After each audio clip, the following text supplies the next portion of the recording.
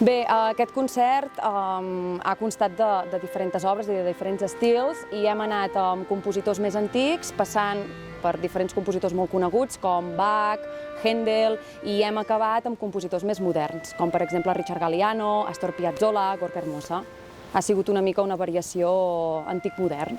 Tot el que interpretem és tot música clàssica, o entra dins d'aquest terme de música clàssica o música culta, com ho volguéssim dir, però això és una mica de reivindicació de que hi ha molts estils, de que podem arribar de diferents formes a la gent. No és tot, potser el que pensen de música de missa o el típic d'orquestra o més coral, més antiga, d'òpera.